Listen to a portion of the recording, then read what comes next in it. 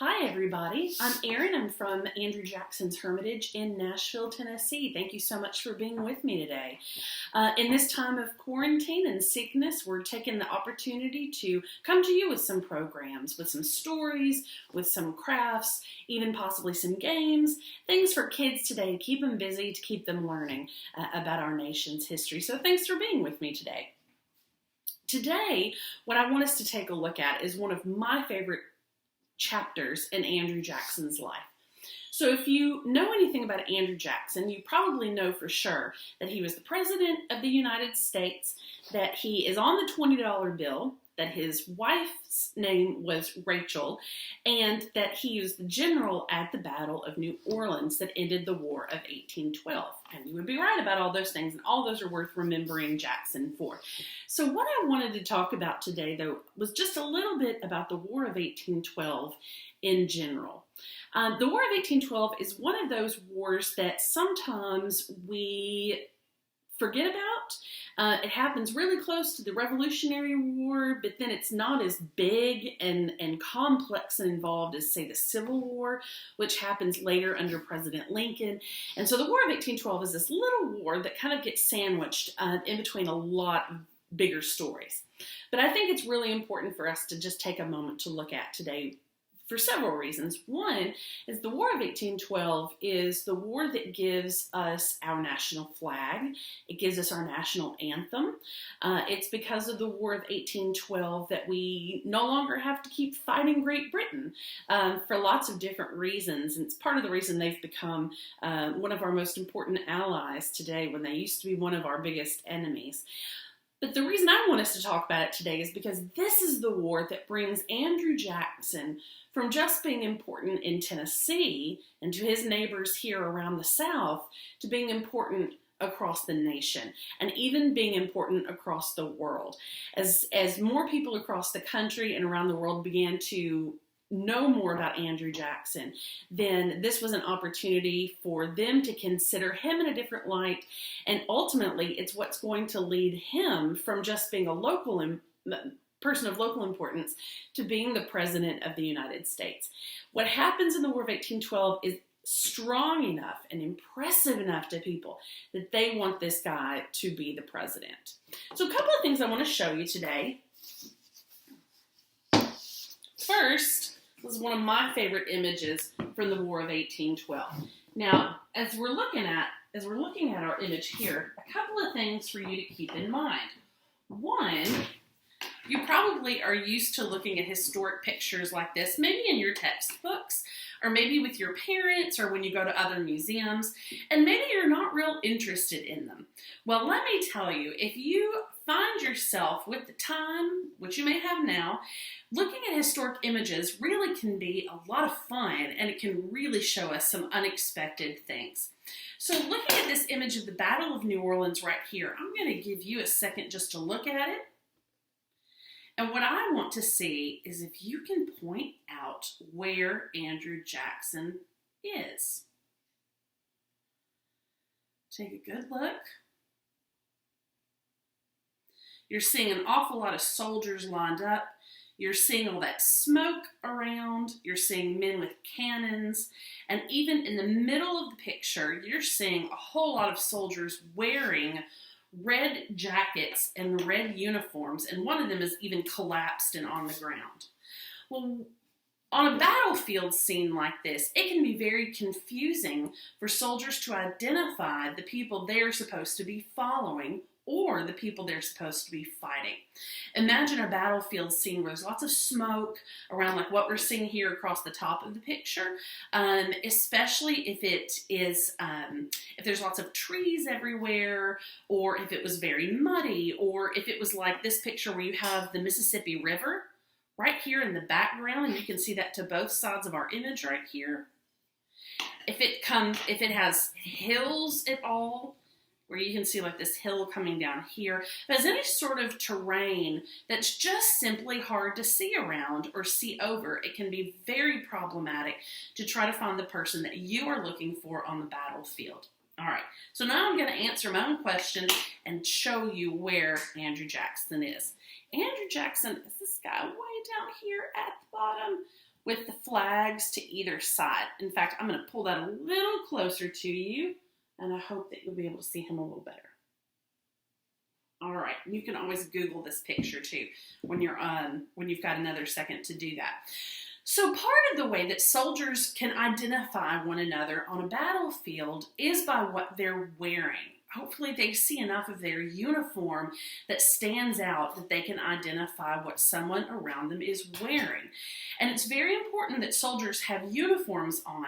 Our soldiers today wear uniforms so that it's easy to recognize what nation they're fighting for, what their name is, what sort of role they're expected to play based on what they're carrying with them, or some of the things that they are doing. So it's very important to know what that uniform looks like. Well, in Andrew Jackson's day, you can probably see these hats, right? Like that big black one right there. These here, this one has a point on either end of it. Our soldiers back here have hats with feathers coming out of them. Here's another man on a horse holding up his hat like he's celebrating or waving it at somebody. And here's Andrew Jackson down here at the bottom of our image with no hat on at all. Well, in Andrew Jackson's army, the U.S. 7th Infantry, they had a way of showing who they were and what position they held by the hats that they wore. I'll show you a few of these right here. So here, today, what we're going to look at, I'll show you this first. We're going to make the funny, fancy, curved, two-pointed hat that soldiers at Andrew Jackson's time were wearing. So I'm holding that up here, but I'm going to show you a picture of it, what it's going to look like. So this is a very famous military officer right here. I'm going to hold it where you don't get so much glare on it. Very famous military officer here. And I hope you know what his name. In fact, I'm going to count to 3, and hopefully you can figure it out, okay? 1, 2, 3. Do you know? If you said Napoleon of France, you are absolutely right, and I'm super proud of you. So Napoleon of France was a general at the same time Andrew Jackson was. He was also fighting the British. And Napoleon was such a fierce general and such a capable general and such a brilliant fighter that people all over the world still remember Napoleon for how impressive he was on the battlefield. Well, Andrew Jackson really admired that, really admired Napoleon's ability to fight. Napoleon, in fact, admired Andrew Jackson. And the hat that he's wearing here is the same as the bicorn that we're going to look at today. So here is a British officer. This is Major General Robert Ross. He's a British officer. And you can see his hat is even fancier. So it has the 2 points, one here, and the other one is turned back behind his head just a little bit. And you can see he's made it even more impressive by that white feathery edge that's coming down the edge here. There's a little feather here at top, and then you have this ribbon coming down the side as well. And then I'm going to pull that one closer to you. Can you see the man on the white horse holding up his sword? That is also Andrew Jackson. And what is Andrew Jackson wearing on his head? A bicorn. Very good. So we have got the 2-pointed hat. So bicorn is a word that we can break down to tell us what sort of hat we should be looking at. You probably know what George Washington looked like, wearing that 3-pointed hat. And you see that in movies, right? We're kind of familiar with that sort of triangle hat almost. Well, tri is a prefix that means 3. So it had 3 points, 1, 2, and 3. But bicorn is a prefix that means 2 of something. So in this case, 2 corners, bicorn. So there'd be a corner here and a corner here. Or if you're like British Major Ross, you turn that around and you have a corner in the front and a corner in the back. So the way these hats were worn and the way the hats were decorated would tell you the difference between a lower ranking officer and a higher ranking officer. We can go back to Major General Ross's picture too. Remember, with all the feathers and the ribbons coming down? And a regular soldier is not going to have this on his hat. It's very expensive, and it's going to make your average soldier look extremely smart and extremely fancy. Not what the British Army wanted them to look like. So, they don't have them. Napoleon, he has a little flower on his hat, just right up about here. And so that is what Napoleon has to show that he's general and to show what his rank is. So, we are going to make a bicorn hat, and we're going to try to make it look like a high-ranking officer would wear it on a battlefield. So, in order to do that, I have 2 pieces of black paper that are cut in a wide arc like this, and then you can see they have my 2 little points on either end right there. And I have 2 of those, so 1, 2, right here. And in order to make the hat, I just line them up with each other, kind of tap them there into position, and just let them lay right on top of one another, just like that. I'm going to take my Scotch tape and just little pieces, and I am going to put the Scotch tape over the edge where my 2 pieces of paper line up. And this goes pretty fast. So you can just use, I say, maybe 5 pieces of tape. Why don't you start with 5 pieces of tape and see where that gets you first? I know it's always very tempting to use lots of Scotch tape, but you really only just need a small piece that's maybe 1 inch long, maybe 1.5 inches. And it's really easily put back together again if your tape comes off or if it gets torn. All right, so my hat, the 2 sides of my hat are together. In fact, if I put my hand up inside of it, now it holds together, just like that. All right, but that leaves the whole bottom open really wide, and that's much wider than our hat, than our head. So it's not going to fit if we wear it like this yet. But I want to show you another step first before we finish the end of our hat. All right. So we've got our hat made. Now this is what a hat would look like for a soldier who's just out on the battlefield. But a soldier that's at the rank of General Jackson needs something a little more impressive to be seen. At the Hermitage, if you come to visit, we have a hat that belonged to a British officer that is black, made of black silk, and it has a black silk flower on it with some black silk ribbon coming down. So the whole hat is black, but still very fine in its materials and very fine in its details. I think our hat needs a little color to show off. Andrew Jackson's was actually fairly plain. It had some roses and it had some ribbon and some detail, but it was mostly black on black. Sometimes we do see pictures of Jackson wearing one that had gold detail on it, or like a yellow silk detail on it instead. So I think I want my hat to show off. I'm wearing a red sweater today. Red is my favorite color. So I am going to I made my rosette, and I'm going to show you how I did it. So first of all you need are some pieces of heavy paper. This works better with cardstock or with construction paper, either one. Cardstock is a little easier to work with. I just needed 2 small pieces. And what I did was I traced a big circle on one color, and I traced a circle of the same size on the other color. So I have my red circle and I have my yellow circle, and they are exactly the same size. So yellow, red. And I just sort of tap them until they line up there together, and that's good. I'm going to use just a little piece of Scotch tape, but you can use a glue stick to do this. Or you could go back to the Wonder Turner video that we showed you last week with Kira, and you could try to make some of the glue or some of the paste that Kira taught you how to make last week. So I recommend that if you haven't used it already. It was an easy recipe of flour and water, and it's going to cook together on your stove, and it's going to come together really well. Okay, so I've got my 2 circles together, and they're not exactly perfect, but that's all right, because now what I'm going to do is I'm going to lift up one edge of my circle, and I'm just going to crumple it. In fact, I'm just going to take all those edges and kind of fold them up together, and I'm going to push them in towards the middle. And it looks like I've just wadded it up and crinkled it. What I've really made is a little bit of a flower, or a little bit of a flower shape. So now you can see the yellow of the flower, you can see the red of the paper behind it, and now I'm going to tape it to my hat. So one more with the Scotch tape. Try rolling that Scotch tape up if you're good at that, or ask a parent to help you, or a grown-up to help you. Put my tape on that.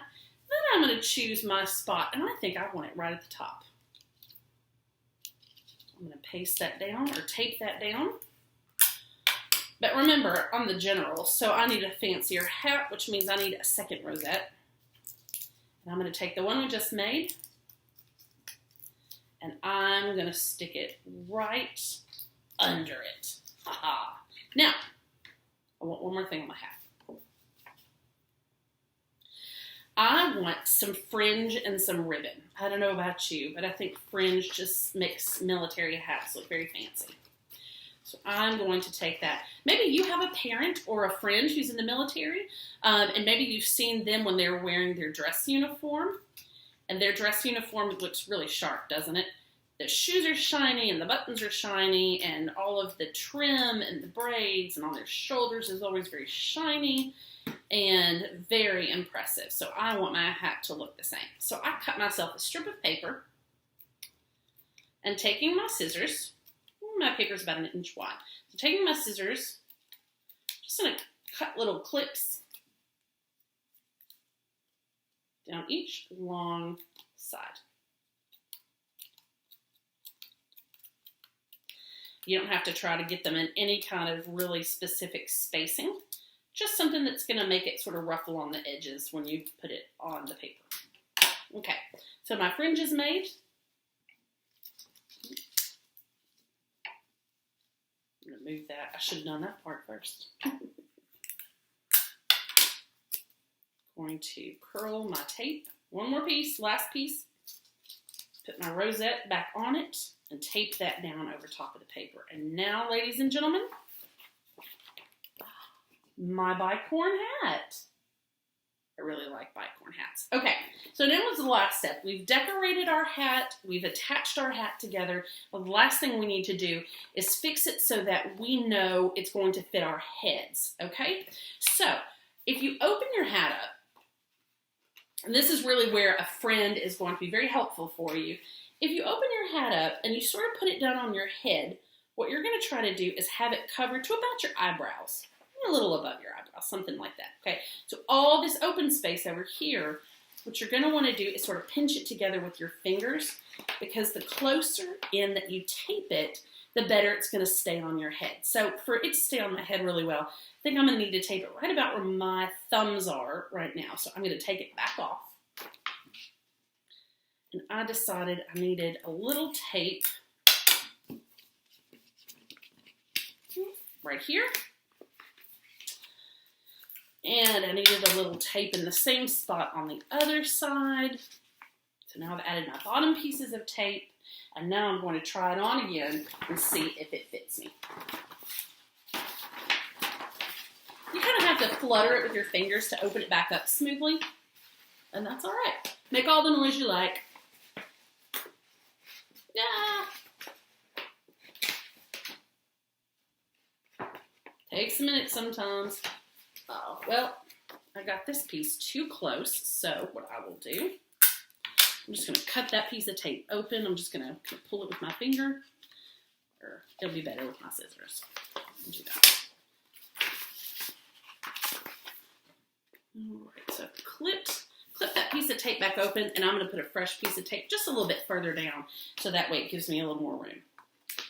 All right, you can choose to wear yours front and back, like Major Ross, or side to side like Napoleon, and I choose to wear mine like Napoleon. Ta-da! So we have now made ourselves bicorn hats. You can make one for your friends, make one for your mom, or your dad, because my guess is your parents are doing an awful lot of work at home this week and making sure that you're where you're supposed to be all the time and that you're staying healthy and clean all the time. So maybe they need to be the general at your house. All right, so there's our bicorn hat. Now, what I want to do is I want a chance to tell you a story in which I want you to keep an eye on these bicorn hats, all right? So our story this afternoon is going to be The Town That Fooled the British. All right, you remember what I said about part of the reason we wear a uniform is so that people recognize who we are. But if you don't want to be recognized, then maybe you don't need to wear one, okay? So we're going to talk about a story that comes to us from Maryland. It doesn't happen in Tennessee, and it doesn't even happen in Alabama or Louisiana where Andrew Jackson fought, but it's a story about the War of 1812 that's going to tell us a lot about what the war looked like in lots of different places around the United States. All right, so here we are, The Town That Fooled the British. It's called A War of 1812 Story, and it's by Lisa Papp and illustrated by Robert Papp. So pardon me for just a second while I get myself positioned where it'll be better for all of us to see the pictures. Because what's a story without pictures? So here we are, The Town That Fooled the British. Can you see it? I hope so. All right. "The British have captured the river," Henry cried through the door of his father's shop. That's the way the news came. It was summer 1813, and the people of St. Michael's worst fears were coming true. A British attack.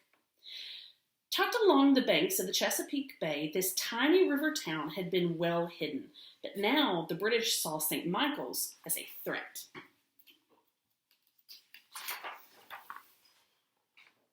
St. Michael's was a town of shipbuilders. Eager and well-skilled, her citizens crafted some of the most valiant ships on the sea. It was their own Baltimore clippers and other powerful schooners that struck fear in the mighty British Navy. Weary of their losses at sea, even the British newspapers were calling for destruction of the American towns that made the great warships.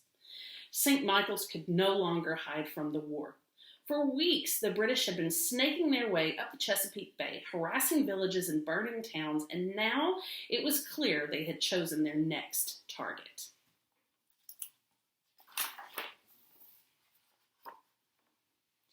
Henry struggled to catch his breath. "I saw the scouts riding in. I overheard what they said. Is it true? Are the British really coming?" Even before his father could answer, Henry saw gunpowder and a musket on the table. Henry's father served in the town's militia. "I fear it is true," he said, pulling on his uniform jacket. A loose button spun to the floor, and Henry picked it up. "What can I do?" Henry said, slipping the button into his pocket. "Not now, my son. There will be meetings, so I must hurry." Still wanting to help, Henry reached for his father's canteen, but his father spoke first. "Evacuations will begin soon, Henry. I want you home with your mother and sister." "But Henry began, then seeing his father's face, said no more. Henry stepped out of the shop, wishing he could do more. So we see the uniform starting here. He's wearing a blue coat that's got red details on it, and he's got a tall hat, unlike the hat that we just made. So that is a hat called a shako. Maybe we'll make one of those sometime. The news spread quickly through town. When Henry arrived home, his mother and sister were already in the garden. "We'll harvest what we can," his mother said, "for when they come we may lose everything." Henry imagined British soldiers foraging through their garden, taking what they pleased. He refused to think about what could happen to the house and to the room he had always shared with his sister. Beneath the darkening sky, some of Henry's fear was replaced with anger.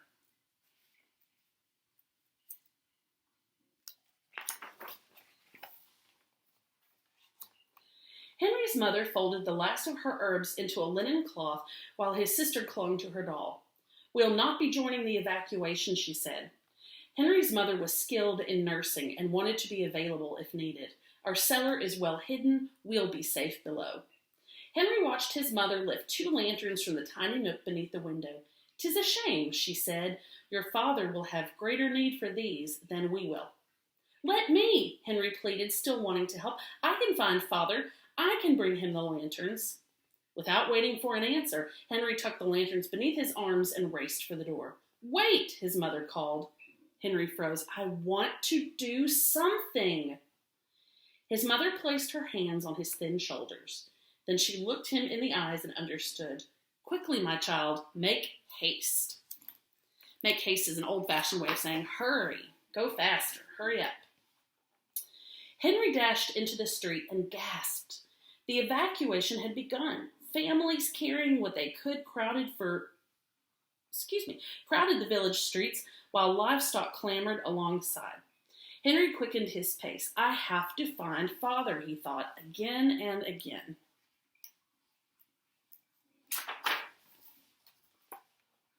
When Henry arrived, St. Mary's Square was swarming with soldiers. Militia marched in lines while scouts raced by on horseback.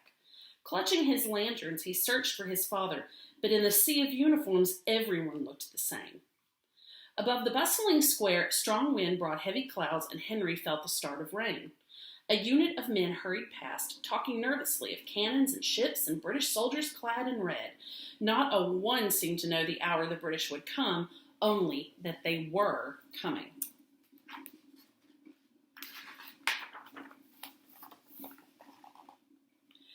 There will be cannons, no doubt, and gunmen coming ashore, said a man Henry had not seen before. They will be well-trained and dangerous.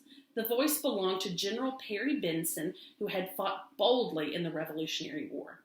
We are ready to fight, answered a soldier, but what are men against cannons? Henry shuddered. A part of him wished he were home with his mother. Now soaking wet, his tears mixed easily with the falling rain, and he almost didn't know he was crying.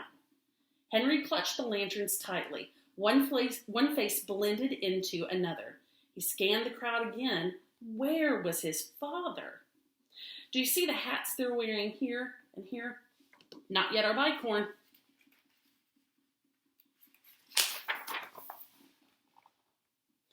Deep within the mist, the British celebrated their luck. For this storm created the perfect cover for their lurking ships. Their time had finally come to destroy the renowned Maryland shipbuilders. Creak! The British ships leaned and felt their way towards the clouded Chesapeake waters.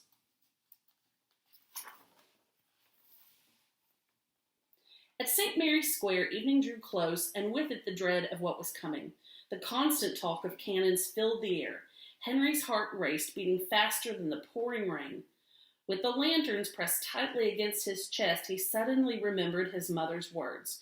Your father will have great need for these. The lanterns! Henry shouted. Still searching for his father, Henry saw a buttonless sleeve sweep past. Father, Henry said against the rain, the lanterns! We can hang them in the trees. There was no response. Reaching for his father's arm, Henry stumbled and found himself face to face with the general instead.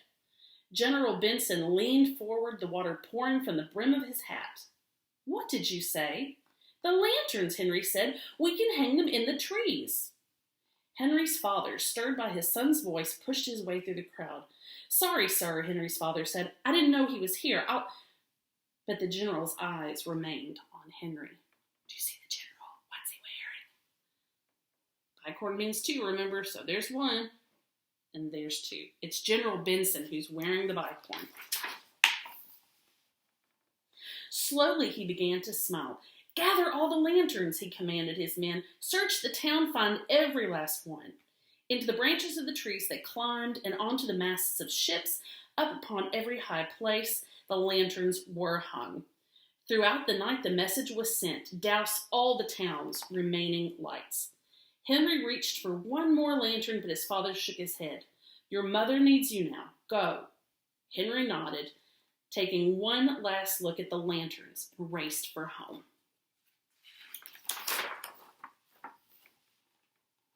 And so it was in the pre-dawn of August the 10th, 1813, amid heavy fog and driving rain, the British arrived at St. Michael's. Aboard the British brig, cannons lined the ship. Soldiers stood ready, eager for battle. Find your marks! Fire! The cannons roared one after the other, chasing the lights of the tiny town thundering across the water. Boom! Boom! Boom! Gunpowder scorched the air. Metal wheels ground against wood as the cannons were packed and reloaded. The bombardment continued without rest, for the British were well stocked. The cellar offered little comfort as the deafening sound of cannon splintered the air. Henry rolled the button over and over in his hand. All he could do now was wait. With each new attack, his stomach churned with uncertainty. "Are they getting closer?" his sister asked. "Where is father? Is he safe?" "Hush, my child," was all his mother would say. Finally, before the breaking dawn, it ceased, and all became still. The end. All right, so who was wearing the bicorn hat in our story? You remember. The bicorn was worn by General Benson. I'll hold that where you can see it a little better. All right, my friends, now that you have your bicorn hats, you should be ready, just as General Benson was, to take good ideas where you find them as you work to protect the things that are important to you.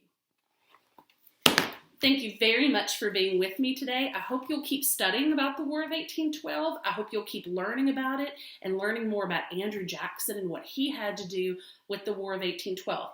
So we've read one book about it. Now, if you want to read a couple of others, I've got a few to show you. These are some of my favorites. I really love this one. This is for older readers, maybe middle school, high school, older elementary. If you're a really strong reader, this is going to be a good book for you. It has chapters. It's a chapter book. And it's one of the books that was in the American Girls series. The American Girls series, if you're familiar with Felicity and Samantha and Josephina and all of those girls, this is one from that series as well. But this is a character you may not know much about. Her name is Elizabeth. And Elizabeth lives in New Orleans, in this city where Andrew Jackson contributes so strongly to the war. So if you want to read a story, chapter book about the War of 1812 in New Orleans and about one girl's struggle to help save the battle and support the American army, then you want to read The Smugglers Treasure. This is written by Sarah Masters Bucky. And for parents and grown-ups, if you're watching, you're going to find this on Amazon. You may find it in your public library, but I believe the book's been out of print for a little while. So either your public library or Amazon is going to have that for you. If you're the kind of person who really likes nonfiction books, and sometimes I like nonfiction, if you really like nonfiction books, this is going to be a good one about the War of 1812. So the title of this book is Mr. Madison's War, and that's a picture of James Madison, who was president during the War of 1812. This is going to be for you. So Mr. Madison's War by Cassandra Radomski, and you can find this at your public library. You can find it at bookstores and many other places. This book is part of the Causes and Effects series about the War of 1812. And what I like about this book so much is how it tells us how they come to the decision to go to war in the first place. Why are we fighting with the British in the War of 1812? What is James Madison? What are some of the decisions he has to make about it as president? You're going to hear about Andrew Jackson in there too, and you're going to see lots of bicorn hats, So please take a look at that. And last but not least, this is a wonderful book too. This is called The Battle of New Orleans, the Drummer's Story, and the author is Freddie Williams Evans, and the illustrator is Emil Enriquez. I like this book a lot because this talks about the Battle of New Orleans, and this is based on a real story. So this is a fictional book, but it is based on the story of a young African-American man named Jordan Noble. Jordan Noble grows up to be a legend in the city of New Orleans. He grows up to be a very elderly man who's very famous for his drumming abilities, and he serves as a drummer boy at the Battle of New Orleans. In fact, if you were to go to some of the museums around New Orleans or get on their websites, like the Historic New Orleans collection, you could even find pictures of Jordan Noble. You could find pictures of his drum, and sometimes you'll still see pictures of his drum online, and sometimes you might even be lucky and find one for sale. So if you're interested in music and you're interested in drummer boys and the role that kids play in the War of 1812, you're really going to like this story, The Battle of New Orleans, the Drummer's Story. Well, thank you all for being with us today. I hope when all this is over, you'll have a chance to come visit us at Andrew Jackson's Hermitage. In the meantime, keep an eye on our website because we have lots of videos going up. We're going to have videos that have craft activities and games, stories, all sorts of good stuff. So thank you so much.